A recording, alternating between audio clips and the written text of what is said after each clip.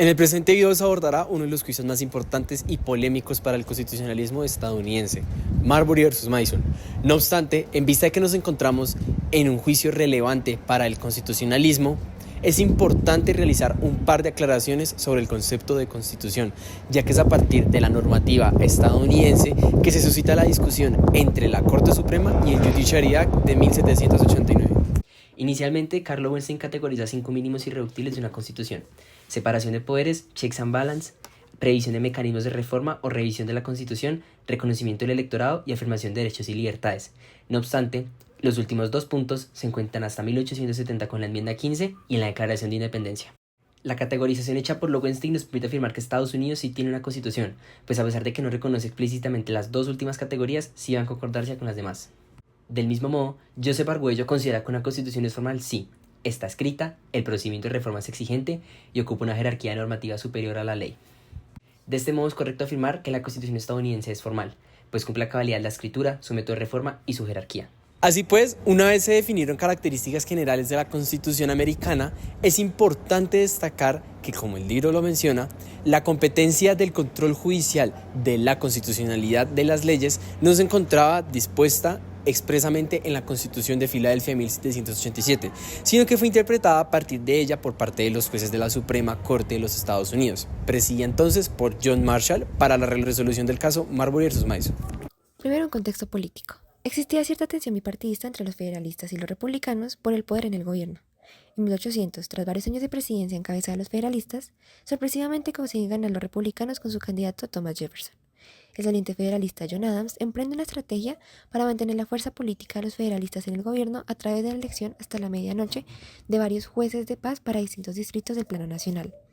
Cuando se posicionan Jefferson y James Madison, nuevo secretario de Estado, se percatan de la estrategia de Adams y deciden retener los nombramientos oficiales realizados que no habían alcanzado a ser notificados y hechos efectivos. Dentro de ellos se encontraba el nombramiento de William Marbury como juez de paz, quien, ante la negativa de Madison de ejecutar su nombramiento, interpuso una acción judicial fundamentada en la Ley de Organización Judicial de los Estados Unidos, la Judicial Act de 1789. Compleja situación para el juez Marshall, dado que, por un lado, de no fallar a favor de Marbury sería visto como traidor de la causa federalista, y por otro lado, de hacerlo existía el riesgo de que Jefferson y Madison ignoraran el mandato, generando una crisis institucional considerable entre las ramas del poder público. La sentencia se desarrolla en 3 partes. La primera, Marshall reconoce que Marbury tenía derecho a posesionarse y que éste le fue violado. La segunda, reconoce como remedio al derecho violado el mandamus dirigido al secretario de Estado para la entrega original o copia del nombramiento de Marbury. Y la tercera, declara que la Suprema Corte carece de competencia para la resolución de casos de este tipo por vía originaria, o, lo que es lo mismo, que el caso tuvo que haber llegado a la Corte por vía de apelación. A partir de este tercer punto, la Corte no solo se declara incompetente para expedir el mandamus como remedio al caso de Marbury, sino que dando un paso gigante, declara la inconstitucionalidad del artículo Judicial Act de 1789 que otorga competencia a la Corte para expedir dicho mandamus en casos suscitados por vía originaria no previstos en la Constitución. Así, los tribunales con esta competencia habrán de determinar qué es derecho y qué no lo es. Cabe destacar 2 críticas principales que se han dirigido a la sentencia en concreto. En primer lugar, la forma de presentación del fallo, pues contrario a la técnica jurídica convencional, la Corte trató el asunto de fondo antes de pasar a considerar si poseía la competencia para resolver el caso. En segundo lugar, de la autoatribución de la competencia al control de constitucionalidad, pues esta fue interpretada a partir de la Constitución de Filadelfia, no estando dispuesta en ninguna de sus partes explícitamente. Entre los debates que ha suscitado el control judicial de constitucionalidad de las leyes se destacan los siguientes. En tanto el legislativo como órgano representativo de la sociedad expide leyes que tienden a la satisfacción de las necesidades e intereses de los representados, resulta incomprensible que los jueces constitucionales, que no son elegidos popularmente, anulen dichas leyes.